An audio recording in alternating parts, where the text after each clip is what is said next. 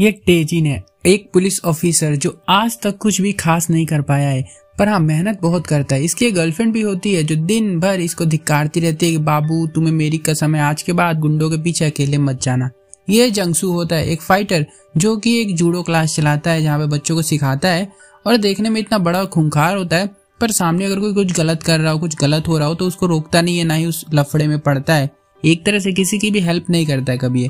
इसकी वाइफ की 4 साल पहले मौत हो गई थी एक एक्सीडेंट में, और इसकी एक बेटी होती है छोटी सी जिसको दिल की बीमारी होती है, और एक डोनर भी मिल गया होता है इसको जो कि इसकी बेटी को दिल देने को तैयार है, पर पैसे बहुत लग रहे हैं तो अभी इसके पास पैसे नहीं होते, तो मामला काफी गंभीर होता है। टाइजिन के पुलिस स्टेशन में और 2 ऑफिसर होते हैं और दोनों एक नंबर के कामचोर होते हैं, दिन भर सोते रहते हैं और टाइजिन दिन भर मेहनत करता रहता है। एक रात इसको चेकिंग करते हुए देखता है कि शिप में से कुछ आदमी कुछ लड़कियों को उतार कर गाड़ी के अंदर भर कर उनको लेकर जा रहे, जैसे ये लोग ह्यूमन ट्रैफिकिंग वाले होते हैं। टाइजिन इनकी गाड़ी का पीछा करता है, गाड़ी एक टनल में घुस जाती है और जब उस टनल के बाहर जाता है तो वाली गाड़ी तो चली जाती है और सेम वैसी ही गाड़ी यहाँ पर एक खड़ी होती है जिसको जाकर ये देखने लगता है। इसको लगता है कि वही गाड़ी जिसमें लड़कियां भरी गई थी, और ये गाड़ी होती है जंगसू की, जो कहता है कि क्या कर रहे हो तुम मेरे वैन के साथ। टाइजिन से कहता है कि यहाँ पर क्यों खड़े हो तुम लड़कियां सप्लाई करते हो। जंगसू कहता है कि मैं इस गाड़ी के अंदर अपने जिम के, अपने जो जूडो क्लासेस के बच्चे होते हैं उनको घर से लाने का और उनको छोड़ने का काम करता हूँ।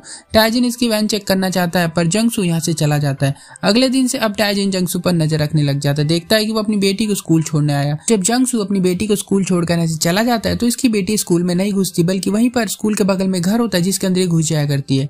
और ये वहां पर क्यों गई, ये काफी अजीब बात होती है, और ये टाइजिन ज्यादा सोचता वोचता नहीं और यहाँ से चला जाता है। जंगसू का पीछा करता है, उसके घर तक आ जाता है और इसके गाड़ी वाड़ी की फोटोज क्लिक करने लगता है। जंगसू कहता है क्या कर रही हो तुम, ये कहता है कि इससे क्राइम हुआ इस गाड़ी से तो फोटो लेनी पड़ेगी, और ये जंगसू की भी फोटो खींचता है, फिर यहाँ से भाग जाता है। एक रात एक स्टोर में जाता है जहां से बाहर ये उन्हीं गुंडों को देखता है जिन्होंने एक्चुअल में वहां पर लड़कियों की सप्लाई की थी, तो ये उनको देखने लगता है और इसका फ्रेंड इसको कॉल करके ड्रिंक करने के लिए बुलाता है, तो ये वहां पर चला जाता है। यहाँ पर जंगसू भी आया होता है जो कि अपनी बेटी के साथ बाहर आया है, और टाइजिन रोड पर गिरे हुए एप्पल्स को उठा रहा होता है क्योंकि किसी ने बिखेर दिए होते हैं। जंगसू की बेटी भी उसकी हेल्प करना चाहती है, पर जंगसू अपनी बेटी को कहता है कि नहीं, किसी की हेल्प नहीं करनी चाहिए, हमें दूसरों के काम में नहीं घुसना चाहिए। अब ये चीज काफी अजीब होती है। ये बच्ची एक दिन स्कूल से आते हुए एक ओल्ड लेडी को देखती है जो कि बेहोश हो गई है रोड पर। टाइजिन को वहीं से बुलाती आवाज देकर और फिर इसको उठाते हैं। इतने में जंगसू आ जाता है और बेटी को फिर से डांट लगाता है, कहता है मैंने मना किया था ना कि दूसरों के काम में नहीं जाते और किसी की हेल्प नहीं करते।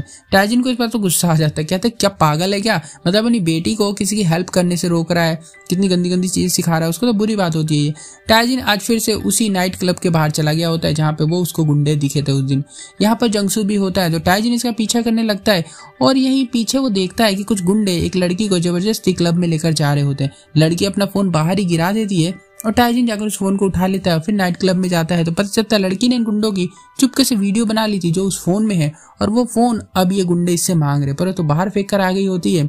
तो इसलिए टाइजिन जल्दी से उस फोन में से मेमोरी निकाल कर फोन फेंक के और यहाँ से चला जाता है। पुलिस स्टेशन में आकर वीडियो चलाकर ये देखता है जिसमें लड़कियों से नाइट क्लब में जबरदस्ती गलत काम करवाया जा रहा होता है। यहाँ जंगसू जब देखता है तो इसकी वैन को आज किसी ने उठा लिया होता है क्योंकि वो नो पार्किंग में खड़ी थी, तो इसको लगता है कि टाइजिन ने करवाया, तो उससे जाकर अपनी वैन मांगता है और जब नहीं देता तो इसका पीछा करने लग जाता है। इतने में टाइजिन पार्किंग में आ जाता है और इस पर कुछ गुंडे अटैक कर देते हैं। उन्हें पता चल गया होता है कि टाइजिन के पास इनकी क्लब की वीडियो है। वो कैसे पता चला वो हमें थोड़ी देर बाद पता चलता है, और इतने में नाइट क्लब का मैनेजर आकर टाइजिन के ऊपर गाड़ी चढ़ा देता है। टाइजिन बेहोश हो गया होता है और जंगसू ये देखकर इसकी हेल्प करने आता ही है, पर गुंडे इसको भी मारने लगते हैं और दोनों को मारकर बेहोश कर देते हैं। यही हम देखते हैं टाइजिन के पुलिस स्टेशन में जो दूसरा वाला ऑफिसर होता है जो कि कामचोर होता है, वो इन गुंडों के साथ मिला हुआ था और उसी ने बताया था कि टाइजिन के पास तुम्हारी मेमोरी है और इसीलिए इसको यहाँ पर बुलाया गया था। अब यहाँ पर ये टाइजिन की ऐसी हालत देखकर एम्बुलेंस को बुला देता है और इतने में टाइजिन उठ जाता है, पर अचानक से देखता है कि एम्बुलेंस में इसकी बॉडी जा रही है। हॉस्पिटल में इसकी गर्लफ्रेंड को बताया जाता है कि टाइजिन कोमा में चला गया है, शायद ही बचे अभी है, और साइड में टाइजिन की आत्मा खड़ी होती है जो सब देख रही है, सुन रही होती है। अब एक्चुअल में टाइजिन जो है वो घोस्ट बन गया होता है। अब ये ट्राई करना चाहता है कि क्या मैं सच में मर चुका हूँ, तो ये गाड़ी के सामने जाकर खड़ा हो जाता है, पर इतनी हिम्मत नहीं होती कि ठुक सके। अगले दिन जंगसू को होश आता है तो पुलिस वाले सवाल जवाब करते हैं कि तुम वहां पर क्यों गए थे, पार्किंग में क्या हुआ था, बताओ सब कुछ, क्योंकि ये मामला बहुत सीरियस हो चुका है। एक पुलिस वाला कोमा में चला गया है तो काफी बड़ा केस है। जंगसू यहाँ से उठकर बाहर आता है तो टाइजिन की आत्मा से मिलता है। जंगसू कहता है कि अबे मुझे तो बता रहे कि तू कोमा में है और तू मरने वाला है, तू तो यहाँ पे घूम रहा है। टाइजिन खुश हो जाता है कि जंगसू मुझे देख सकता है और कहता है कि मैं आत्मा हूँ। जंगसू को भरोसा नहीं हो रहा होता कि क्या पागलों जैसी बात कर रहा है, पर जब इसको भरोसा होता है तो ये बेहोश हो जाता है। आंखें खुलती है वापस उसी बेड पर, तो इसको लगता है मैंने कोई सपना देखा होगा, पर टाइजिन फिर से आ जाता है, इसके आगे पीछे घूमता रहता है, हेल्प मांगता है, पर जंगसू तो पता ही है मैं किसी की हेल्प कभी करता ही नहीं है। टाइजिन से कहता है कि तुम नाइट क्लब में क्या कर रहे थे, तुम वहाँ गलत काम करने जाते हो, मैंने देखा है तुम्हें। जंगसू कहता है कि मैं रात को ओला उबर चलाता हूँ, तो इसलिए मैं वहां पर क्लाइंट को छोड़ने गया था। और टाइजिन कहता है कि फिर उस रात तुम डॉक पर क्यों थे जहाँ शिप में लड़कियां सप्लाई हो रही थी। तो जंगसू कहता है कि वहां पर मेरी वाइफ की अस्थियां बहाई थी मैंने, तो मैं वही देखने के लिए गया था। और टाइजिन इसको सॉरी कहता है और इसे हेल्प मांगता है गुंडों को पकड़वाने के लिए, और जंगसू साफ मना कर देता है क्योंकि वहाँ पता है वहाँ किसी की हेल्प करता ही नहीं है। अगले दिन वही पुलिस वाला जो कि गुंडा होता है एक्चुअल में टाइजिन की गर्लफ्रेंड से मेमोरी मांग रहा होता है। टाइजिन को मिली थी ना जो वही, और टाइजिन यही बैठा सब कुछ देख रहा है और सुन रहा है। वो मना करना चाहता है अपनी गर्लफ्रेंड को मत देना इसको, पर वो करे तो करेगा, तो भूत है ना। और फिर ये पुलिस वाला टाइजिन की बॉडी से माफी मांगता है। टाइजिन को शक होता है कि भाई मुझसे माफी क्यों मांग रहा है ना, और इसका पीछा करता है। देखता है कि ये गुंडा पहुंच जाता है उन्हीं गुंडों के पास यानी क्लब के अंदर, और टाइजिन सब समझ जाता है कि मेरा दोस्त मेरा साथी जो था वो गुंडों के साथ मिला हुआ है। एक्चुअल में ये जो इसका साथी था ना पुलिस वाला, इसने कई दिनों पहले मतलब गैम्बलिंग की थी जिसमें बहुत सारे पैसे हार गया था, तो गुंडे ने इसके कर्जे वर्जे को चुकाया था और इसी वजह से ये अब इसके लिए काम करता है। तो सबसे बड़ा खुलासा ये होता है कि टाइजिन को जिसने मारा था, जिसका प्लान था, वो था इसका चीफ जो कि पुलिस वाला ही होता है। एक्चुअल में दोनों पुलिस वाले गुंडे होते हैं और चीफ गुंडों को ऑर्डर दे रहा होता है कि जंगसू को भी मार दो जाकर हॉस्पिटल में, क्योंकि उसने सब कुछ देख लिया है। टाइजिन जल्दी से हॉस्पिटल आकर बताता है कि तुम पर हमला होने वाला है, तुम्हें वो लोग मार देंगे, पर जंगसू को भरोसा नहीं हो रहा होता। इतने में गुंडे आकर इस पर अटैक कर देते। जंगसू जैसे तैसे करके भाग जाता है और रात को टाइजिन की गर्लफ्रेंड से बताती है इसकी बॉडी को यानी कि मैं प्रेग्नेंट हूँ।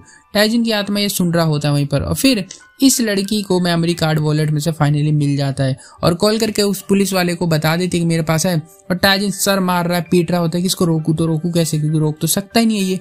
जंगसू को खबर आती है कि तुम्हारी बेटी स्कूल नहीं आ रही, पता नहीं क्या गायब हो गई है। टाइजिन इसके पास आता है और कहता है कि मेरी हेल्प कर दो, मेरी गर्लफ्रेंड मुसीबत में है। पर जंगसू पूरे दिन अपनी बेटी को खोजता रहता पर वो मिलती नहीं।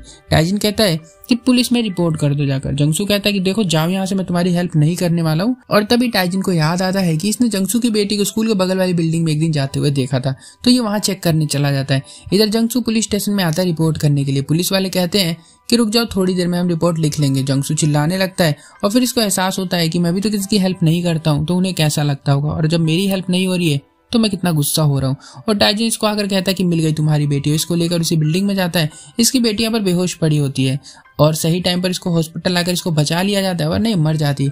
जंगसू बहुत खुश होता है, टाइजिन को बताता है कि आज से 4 साल पहले मेरी फैमिली के साथ मैं एक घूमने के लिए किसी जगह पर जा रहा था। एक्सीडेंट हुआ था रास्ते में किसी का, तो मैं उनकी हेल्प करने चला गया। इतने में एक ट्रक ने आकर मेरी कार ठोक दी, जिसमें मेरी बेटी तो बच गई पर मेरी वाइफ मर गई। और उसी वजह से मुझे दुख रहता है, गिल्ट रहता है हमेशा कि मैं क्यों गया था हेल्प करने के लिए किसी की। अगर मैं नहीं जाता तो मेरी वाइफ जिंदा होती, और इसी वजह से मैं आज भी किसी की हेल्प नहीं करता हूँ। टाइजिन को थैंक यू कहता है इसकी बेटी को खोजने के लिए, और यहाँ बाहर इसकी गर्लफ्रेंड ने पुलिस वाले को मेमोरी दे दी होती है। टाइजिन गुस्से में इसको मारना चाहता पुलिस वाले को, पर भूत है तो टच भी नहीं कर पाता है। इतने में टाइजिन की धड़कनें चलनी बंद हो जाती है, शायद अब ये मरने वाला है। कुछ ही दिन बचे होते हैं इसके पास और ये डॉक्टर सब बता रहे होते हैं इसकी गर्लफ्रेंड को। जीसू भी सब कुछ सुन रहा होता है और बस फिर क्या, सुबह होते ही गुंडे टाइजिन की गर्लफ्रेंड को उठाकर लेकर चले जाते हैं। टाइजिन का घोस्ट कुछ नहीं कर पाता है, इसे मारा पीटा जाता है। मेमोरी मांग रहे होते हैं ये लोग इससे, पर इसके पास तो है नहीं, तो ऑलरेडी पुलिस वाले को दे चुकी है। और हॉस्पिटल में जंगसू की बेटी के डोनर ने डोनेट करने से दिल अपना मना कर दिया होता है। जंगसू डोनर का एड्रेस मांगता है डॉक्टर से कि मैं खुद जाकर उससे बात करूंगा, पर डॉक्टर इसको मना कर देते हैं कि ये इलीगल होता है। टाइजिन भी यहीं पर होता है, जंगसू से बताता है कि मेरी गर्लफ्रेंड किडनैप हो गई है और मैं जानता हूँ कि तुम मुसीबत में, तुम्हारी बेटी प्रॉब्लम में है, पर प्लीज क्या तुम मेरी हेल्प कर सकते हो। जंगसू पहली बार इसकी हेल्प करने के लिए मान जाता है और पुलिस वाले ने उस गुंडे को फोन किया होता है, बता रहा होता है कि मेमोरी मेरे पास है, तुम उस लड़की को जाने दो, मैं तुम्हें ये दे दूंगा। और जब ये देता है ना मेमोरी, तो ये लोग उसको भी मारते पुलिस वाले को और अंदर बांध देते हैं। फिर आता है यहाँ पर चीफ जो कि पुलिस वाला होता है और मेन गुंडे से कहता है कि देखो तुम मेरे आदमी को यानी पुलिस वाले को छोड़ दो, और कुछ नहीं रखा। बट गुंडा मना कर रहा होता है, दोनों में बहस होती है और चीफ अपने आदमी से बोलकर इस गुंडे को भी खत्म करवा देता है। और टाइजिन और जंगसू भी यहाँ पर आगे होते हैं। जंगसू आते ही सबको पीटना शुरू कर देता है। चीफ यहाँ अपने ऑफिसर को आकर खोल देता है, बट उस लड़की को नहीं खोलता है और यहाँ इमरजेंसी बुला के भागने लग जाता है ताकि सारा इल्जाम जंगसू और टाइजिन पर आ जाएगा, पर जंगसू इसको रोक लेता है। चीफ इस पे भी अटैक करवाता है, पर जंगसू इन्हें बहुत मारता है और चीफ भी पकड़ा गया होता है क्योंकि पुलिस आ गई होती है यहाँ पर जो इसने बुलाई थी, और ये लोग उल्टा जंगसू को ही पकड़ लेते हैं और जंगसू को कहते तूने किया ये सब।